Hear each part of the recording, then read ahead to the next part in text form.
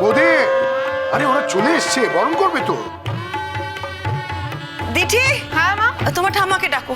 ঠাম্মি তো আছে এখানে, ঠাম্মিকে ডাকছো কেন? আরে উনি বাড়ির সিনিয়র, বরণ তো উনি প্রথম করবেন। না থাক, দয়া দাক্ষিণ্যটুকু দেখাতে হবে না কো।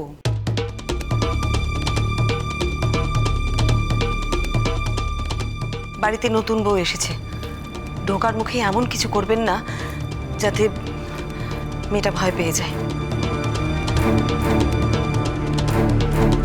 বৌদি, তুমি এত কথা বাড়াচ্ছ কেন আমি বুঝতে পারছি না। তুমি নতুন বউকে বরণ করো, নিয়ে ওপরে চলে যাও না। মা যখন করতে চাইছে না বরণ, তখন তুমিই করে নাও না বৌদি বরণটা।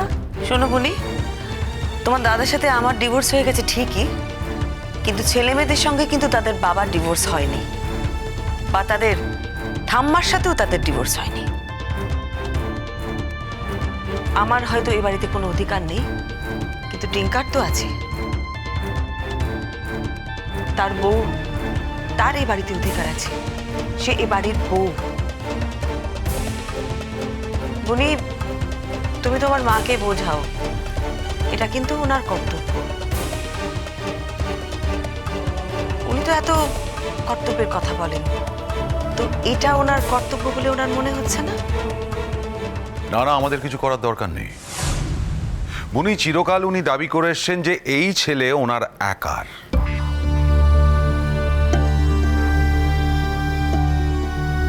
তাহলে এই ছেলের জন্য আমাদের কাছ থেকে উনি কর্তব্য কর্ম আশা করছেন কেন? অনিন্দ, নতুন বউটা বাড়িতে এসেছে, তোমরা এত ছেলে মানুষই কেন করছো বলো তো? এসব কথা পরে হবে না, এখন তোমরা এই কাজকর্মগুলো করো, নালে ওর খারাপ লাগবে। আন্টি, আমি তোমাকে একটা কথা বলি, তুমি তোমার ডিউটিটা করে নাও না। দেখো, তুমি ভদ্র মানুষ, তুমি ঠাম্মিকে রিকোয়েস্ট করেছো বরণ করতে, ঠাম্মি যখন রিফিউজ করছে তখন ঠিক আছে।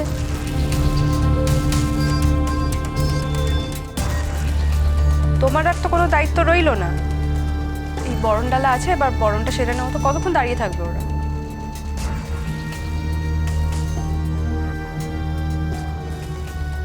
এদের বাড়ি কি কিচ্ছা শুরু হয়েছে বলতো? তাই না তাই, কেউ কম যায় না।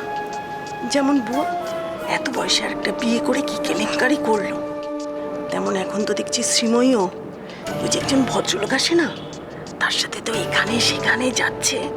আচ্ছা, তোর স্বামী পুরুষ মানুষ একটা করেছে বলে তোর করাটাকে উচিত হচ্ছে? তাই তো, যাকে বাদ দাও, আমাদের আর কি। তাছাড়া আমাদের এই বিয়েতে আসতে বলেছিল, আমরা এসছি। আর আমাদের কি দরকার বলো তো? ওদের ব্যাপার ওরা বুঝেনি। কি হলো, আপনি বরণ করবেন না? মা, আমি কিন্তু আর দাঁড়াতে পারবো না। তুমি তো নিজে দাঁড়িয়ে আছো, সকলকে অনুরোধ করছো, সেটা আমায় দেখতে হবে। তুমি প্লিজ তোমার কাজটা করে নাও। না টিঙ্কা, আমার জন্য তুমি কোনো কিছু থেকে বঞ্চিত হও, সেটা আমি একেবারেই চাই না। আমি এটা কোনো কারণেই ভুলে যেতে পারি না যে তুমি এ বাড়ির মানুষ। থাক, এত কথার দরকার নেই। দাও দেখিনি, দে। শোনো নাথ বউ, তোমাকে কতগুলো দরকারি কথা বলি।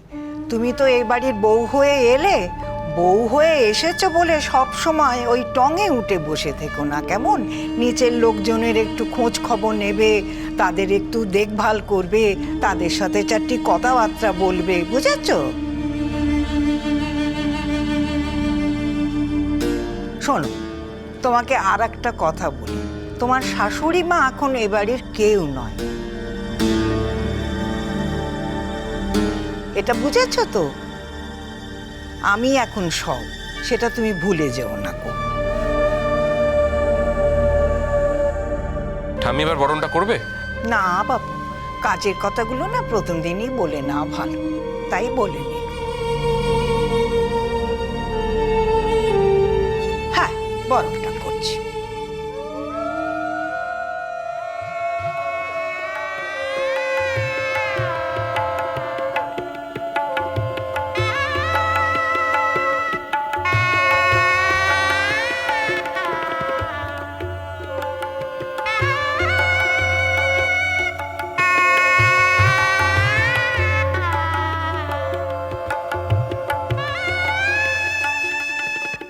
ভালো থেকো, সুখে সংসার করবে, কেমন? আর একটা কথা বলি, এবারই সবার যদি মন জয় করতে চাও তাহলে জুনের সঙ্গে তুমি ভুলেও কিন্তু খারাপ ব্যবহার করবে না গো, কেমন?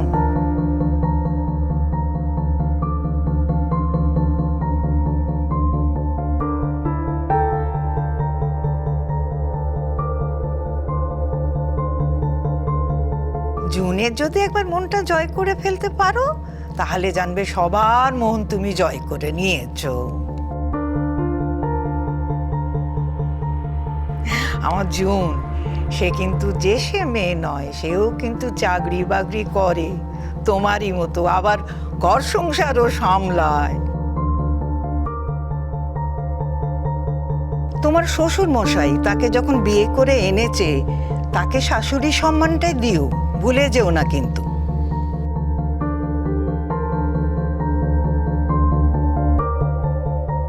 নাও গো, আমার শেষ হলো, ধর। কতগুলো কাজ তুমি এমন করো না মা। আজ বুঝবি না টিঙ্কা, একদিন বুঝবি। আমি যেটা করেছি একদম ঠিক করেছি। এখন তুই আর বেশি কথা বাড়াস না, চুপ করে দাঁড়া। দাও।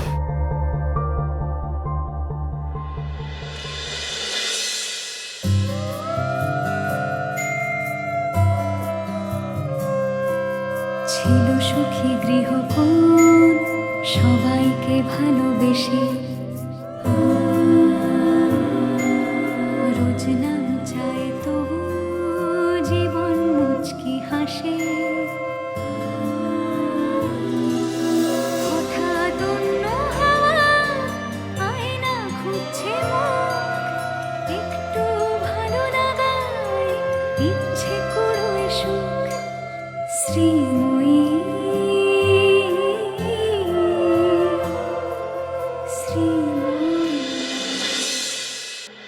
অঙ্কিতা, তুমি তো বাড়ির বড় বউ, এসো এবার তুমি বরণ করবে তো। কেন? এখানে কি আর বড় আর কেউ নেই নাকি? কি হলো, আমার জুনকে তোমার চোখেই পড়ছে না বুঝি? ও তো সেজে গুজে বরণ করতেই এসছে, তাই না জুন? না মানে অ্যাকচুয়ালি শ্রীময়ী তো সবসময় ভীষণ ডিউটিফুল, ছোটোখাটো সব ব্যাপার নজর রাখে, তো তাই জন্য আমি ভাবছিলাম আর কি। তা আমার মনে হয় না আমার বৌদি এতটা বোকা। যাকে বৌদি, বরণ তো হয়ে গেছে, এবার বাড়িতে তোলো ওদের। হ্যাঁ জুন, তুমি কি ওদের বরণ করতে চাও? টেকনিক্যালি তো আমি শাশুড়ি, তো সেই জন্যে। না না, তুমি যদি বরণ করতে চাও আমার কিন্তু কোনো আপত্তি নেই। আমার ছেলের বউকে তুমি ভালোবেসে বরণ করতে চাইছো, এটা তো ওদের কাছে একটা পরম পাওয়া। খুড়ি, তুমি কি ওদের বরণ করবে? না না, থাক। ওরা যখন আশীর্বাদের আসরে বসবে আমি তখন ওদেরকে আশীর্বাদ করবো। এখন আর বেকার ভিড় বাড়িয়ে লাভ নেই। মা, আমার মনে হয়ে গিয়েছে, আমি উপরে গেলাম। টিঙ্কা, শোন না, এখন তাহলে কি কি হবে? জুন, হ্যাঁ কি করবে বলো তো? কিয়া তো আছে। কিয়া, তোমার কোনো আপত্তি নেই তো? না না, আমার কি আপত্তি থাকবে? থ্যাংক ইউ কিয়া, চিরকাল আমি তোমার এই কথাটা মনে রাখবো। কিয়া, তোমার হাজবেন্ড যখন এখান থেকে চলে গেল তখন তুমি কেন দাঁড়িয়ে আছো বলো তো? ওই ভদ্রমহিলার বরণ পাওয়ার জন্য? তোমার যে বরণ পাওয়ার এত আকাঙ্ক্ষা সেটা আমরা বুঝতে পারিনি। না না অঙ্কিতা, আসলে তো নতুন বউ, এত কথা হচ্ছে, হয়তো কনফিউজ হয়ে আছে। বৌদি, তুমি একটা কাজ করো না, ওকে ঘরে তোলো প্লিজ। হ্যাঁ, সে তো তুলবো, কিন্তু জুন তুমি। জুন, যখন কেউ চাইছে না তুমি বরণ করো তখন ওসব করার দরকার নেই। না না, আমি কিন্তু চাই তুমি বরণ করো জুন। এখন তুমি যদি আমার কথা থেকে অন্যের কথাকে বেশি গুরুত্ব দাও সেটা তোমার ব্যাপার। এটা কিন্তু পরে বলো না যে আমি চাইনি বা আমি বারণ করেছি। সেই জন্য তোমাকে বারবার করে জিজ্ঞেস করছি, তোমার যদি ইচ্ছে করে তুমি বরণ করো, আর যদি না করো তাহলে আমি ওকে ওপরে নিয়ে যাই। অ্যাকচুয়ালি এই বাড়িটা যখন আমাদের, আর আমাদের বাড়িতে যখন বউ হয়ে এসেছে তখন আমি বরণ করবো না, তা কি হয়? এই ফোনটা একটু ধরো না প্লিজ। Thank you. মাসি, যাই? এসো। মিঠুদি দাও।